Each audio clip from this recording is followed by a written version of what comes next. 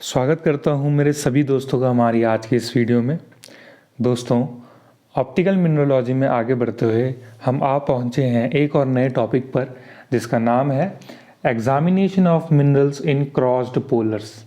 यानी कि जब हम एनालाइज़र और पोलराइज़र को एक दूसरे के परपेंडिकुलर रखेंगे और उन दोनों के बीच में एक मिनरल को रखेंगे तो हमें क्या क्या देखने को मिलेगा, है ना। इसी को बोलेंगे हम कि हम मिनरल को एग्जामिन कर रहे हैं क्रॉस्ड पोलर्स में। ठीक है, अब इसको मैं इस तरीके से भी बोल सकता हूँ कि भाई मैं पोलराइज़र को उसके प्लेन ऑफ पोलराइजेशन, ठीक है, मतलब जैसे पोलराइज़र जो है उसकी जो डायरेक्शन है उसी डायरेक्शन में उसका प्लेन ऑफ पोलराइजेशन भी है, और एनालाइज़र जो होगा उसकी डायरेक्शन जो है उसी डायरेक्शन में उसका प्लेन ऑफ एनालाइजेशन या प्लेन ऑफ पोलराइजेशन भी बोल सकते हैं होगा। तो यानी कि जो प्लेन ऑफ पोलराइजेशन होगा पोलराइज़र का वो परपेंडिकुलर होगा to the plane of polarisation of analyser. ठीक है, ये एक बेसिक सी चीज़ आपको समझ में आ गई है। ठीक है, तो जब भी हमें किसी मिनरल को एग्जामिन करना होगा तो हम क्या करेंगे। देखो, अगर हम माइक्रोस्कोप की बात करें, अभी हमने माइक्रोस्कोप ऐसे पढ़ा नहीं है, बट उसमें जनरल एक सेटिंग होती है। देखो, सबसे नीचे होता है लोअर पोलराइज़र, ठीक है, और सबसे ऊपर होता है अपर एनालाइज़र। जब हम आई पीस से देखते हैं तो वहाँ पर एनालाइज़र अटैच्ड होता है। ठीक है, तो इसके बीच में रोटेटिंग स्टेज होता है और उस स्टेज में हमको मिनरल को रखना पड़ता है। तो लोअर पोलराइज़र से अनपोलराइज्ड लाइट जाती है और वहाँ पर वो हमें अलग अलग चीज़ें दिखाती है। ठीक है, तो इसी के बाद होता है जो कुछ होता है वो हम आज पढ़ेंगे कि क्या क्या होता है।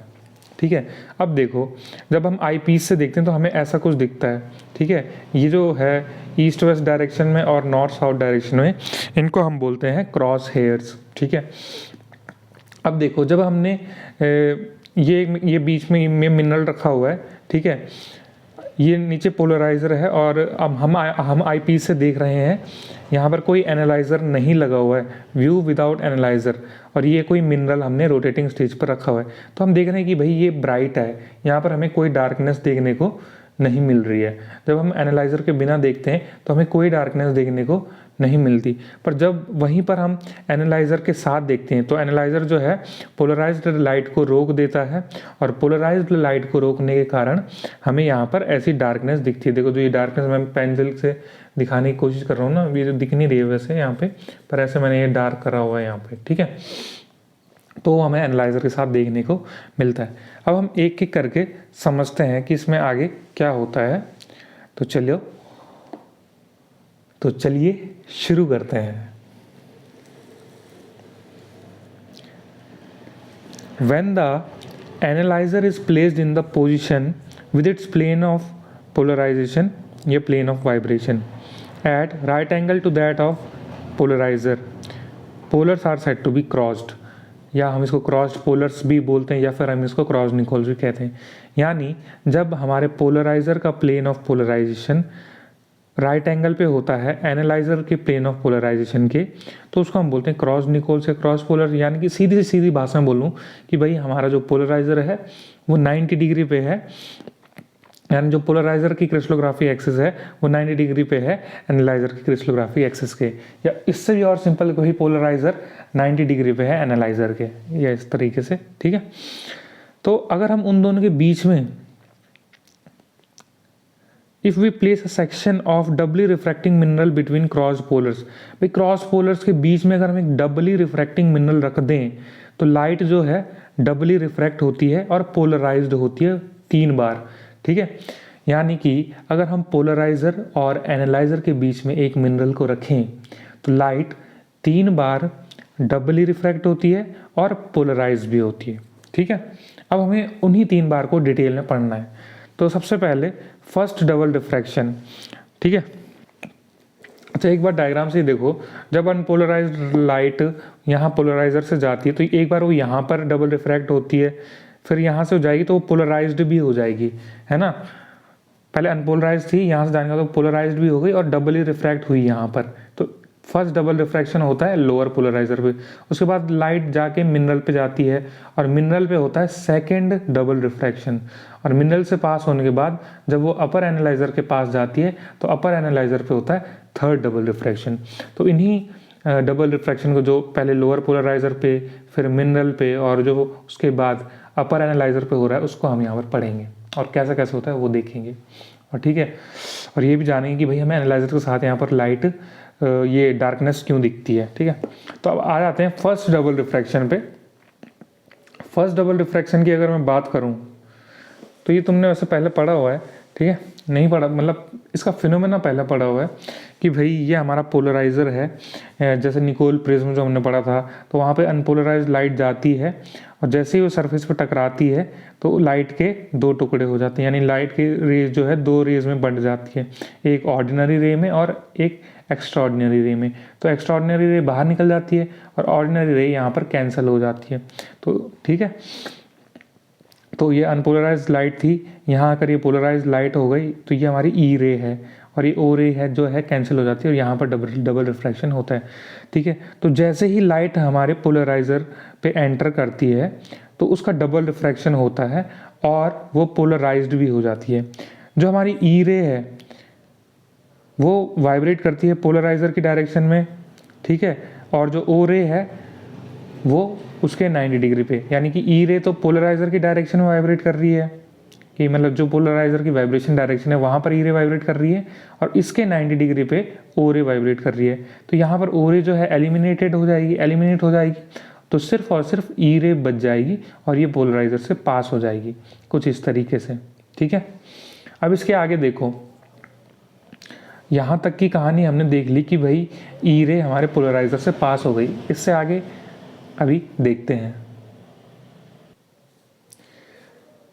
तो ई रे हमारे पोलराइज़र से पास होकर आगे निकल चुकी है। अब आगे रखा हुआ है मिनरल, ये लाइट मिनरल पे टकराई, ये ई रे मिनरल से टकराई और यहाँ पर दोबारा डबल रिफ्रैक्ट हो गई। डबल रिफ्रैक्ट हुई तो एक तो ई डैश रे बनी और एक ओ डैश रे बनी, और ये है हमारा मिनरल है। ये कैसा, ये थिन सेक्शन है एनाइसोट्रॉपिक मिनरल का, थिन सेक्शन, यहाँ ब्रैकेट में आप थिन सेक्शन लिख सकते हैं कि भाई थिन सेक्शन है। ठीक है, अब जब तो फिर अब यही इंग्लिश में लिखा है कि भाई when this E ray strikes an anisotropic mineral section it is again divided into two rays, E dash ray and O dash ray. They vibrate at right angles to each other in the vibration directions of the mineral. Then these two rays move upwards to the analyzer. यानी कि जब हमें ई रे जो है हमें polariser के through मिली थी वो दोबारा से हमारे एनाइसोट्रॉपिक मिनरल पे पड़ती है तो वो वहाँ पर भी उसके दो रेज में बंट जाती है, जिसका नाम रिस्पेक्टिवली ई डैश रे और ओ डैश रे है। ठीक है, अब ये दोनों भी एक दूसरे के 90 डिग्री पे वाइब्रेट करते हैं। ठीक है, और ये मिनरल की वाइब्रेशन डायरेक्शंस में वाइब्रेट कर रहे होते हैं। उसके बाद ये दोनों रेज ऊपर की तरफ जाती हैं और एनालाइज़र के पास चली जाती हैं। ठीक है, अब ये एनालाइज़र पे जाती हैं तो एनालाइज़र में दोबारा हमारा थर्ड डबल रिफ्रैक्शन होगा, इस टाइम हमारा तीसरी बार होगा डबल रिफ्रैक्शन।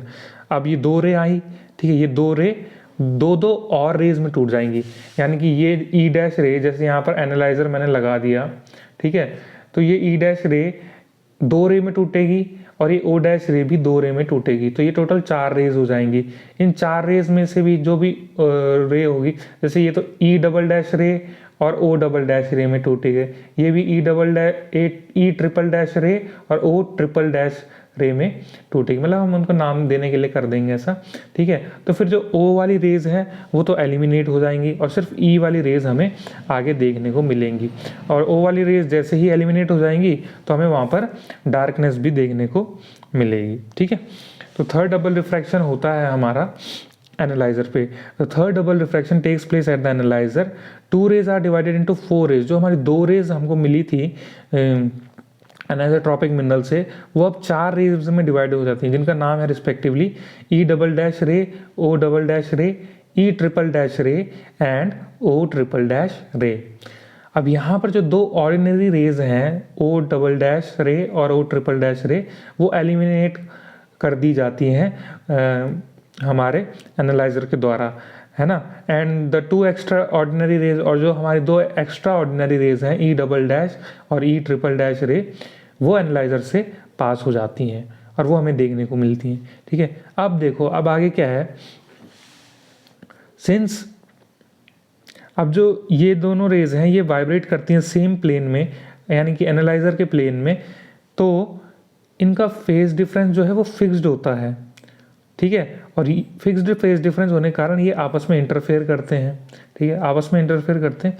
अब उसमें भी दो कंडीशन हैं, जैसे अगर फेज डिफरेंस जो है दोनों रेज का वो 0 है, उनमें फेज डिफरेंस नहीं है, या फिर वो इंटीग्रल मल्टीपल है वेवलेंथ का n लैम्डा, यानी कि वेवलेंथ का यानी 1 लैम्डा 2 लैम्डा 3 लैम्डा ऐसे करके इसका इंटीग्रल मल्टीपल है, तो हमें डार्कनेस देखने को मिलेगी, डार्कनेस रिजल्ट्स। बट अगर फेज डिफरेंस दूसरे केस में क्या है, अगर फेज डिफरेंस जो है वेवलेंथ का 1/2 टाइम्स है वेवलेंथ का, यानी कि n/2 लैम्डा, या फिर कोई अनइवन मल्टीपल है, तो हमें मैक्सिमम ब्राइटनेस देखने को मिलती है। ठीक है, अब बढ़ते हैं आगे। अब यहाँ पर है आइसोट्रॉपिक मिनरल्स के बारे में है। ठीक है, आइसोट्रॉपिक मिनरल्स में इसी से रिलेटेड, तो जो आइसोट्रॉपिक मिनरल्स होते हैं वो हमारे डबल रिफ्रैक्शन नहीं दिखाते, ये हम कई बार पढ़ चुके हैं। ठीक है, अब होता क्या है, जो पोलराइजर से लाइट आ रही है, यानी कि पोलराइजर से जो लाइट पास हुई, नहीं, पोलराइजर से जो लाइट निकल कर आई वो हमारे मिनरल से अनअफेक्टेड निकल जाती है, मिनरल से भी वो बिना कुछ उसमें चेंज हुए अनचेंज्ड या अनअफेक्टेड निकल जाती है। पहले लाइट पोलराइजर से आई, वो मिनरल से भी जैसे की तैसी निकल गई, जैसे ही वो पोलराइजर से आई थी वैसे ही वो मिनरल से निकल गई। ठीक है, और वैसे ही अगर वो मिनरल से निकली तो जो उसका वाइब्रेशंस हैं, ये देखो जो उसके वाइब्रेशंस हैं वो हमारे एनालाइजर के परपेंडिकुलर है। एनालाइजर हमारा ऐसे में है, उसके स्लेट मतलब एनालाइजर में जो है in the plane of paper वाले वाइब्रेशंस पास होने थे, पर ये तो perpendicular to the plane of paper है ना, ओ सॉरी, ये तो in the plane of paper है और एनालाइजर में पास होने थे perpendicular to the plane of paper वाले। ठीक है, ऐसे वाले इससे पास होने थे, पर ये ऐसा है तो ये इसको रोक देगा, तो दो analyser cuts out this light completely, तो एनालाइजर इस लाइट को पूरी तरीके से कट कर देगा और हमें डार्कनेस देखने को मिलती है। ठीक है सर, भविष्य में भी डार्कनेस देखने को मिल रही है, क्या करें, पढ़ लो। अच्छा, अब देखो आगे क्या है, चाहे हम स्टेट को कितना मर्जी रोटेट कर लें, 360 डिग्री घुमा दें पूरा, ठीक है, तो मिनरल ग्रेन जो है स्टेज पे लेटा हुआ होगा और हमने स्टेज को ऐसे घुमाया, हमने देखा रहे तो कोई रिस्पॉन्स ही नहीं दे रहा है, मर गया है क्या। ठीक है, तो वहाँ पर हमें कोई रिस्पॉन्स देखने को नहीं मिलेगा, तो और ये it will remain dark through out the complete rotation, पूरी की पूरी रोटेशन में मिनरल डार्क ही रहेगा। क्यों? क्योंकि सारी की सारी लाइट तो एनालाइजर ने काट दी या रोक दी पहले ही, तो कहाँ से लाइट देखने को मिलेगी। ठीक है, और ये सब कब होता है, जब हम जो थिन सेक्शन होता है मिनरल का उसको हम माइक्रोस्कोप में क्रॉस्ड पोलर्स में देखते हैं। ठीक है, तो ये था आइसोट्रॉपिक मिनरल्स का, जब हम उसको क्रॉस्ड पोलर्स में एग्जामिन करते हैं तो क्या क्या होता है। ठीक है, तो दोस्तों इस वीडियो में बस इतना ही। वीडियो में अगर आपको कुछ पसंद आया तो वीडियो को लाइक करें, चैनल को शेयर करें, अपने दोस्तों तक पहुंचाएं, कॉलेज में पहुंचाएं, स्कूल में पहुंचाएं, जहाँ जहाँ पढ़ते हो वहाँ शेयर कर दो यार, बस कर दो। ठीक है, कमेंट करो कैसा लगा है कैसा नहीं लगा है, वो सब मेरे को कमेंट में बताओ, अच्छा लगता है जान के। सब्सक्राइब करना चैनल को, सब्सक्राइब नहीं करा है तो, और भाई बेल आइकन दबा देना यार, मैं कभी वीडियोस में बोलता ही नहीं था कि बेल आइकन दबा दो, पता ही नहीं था, पता था बस दिमाग में नहीं रहता था। ठीक है, तो दबा देना तो तुम्हें नोटिफिकेशन मिल जाएगा वीडियोस का। तो दोस्तों इन्हीं शब्दों के साथ विदा चाहूँगा, मिलते हैं अगली वीडियो में, धन्यवाद।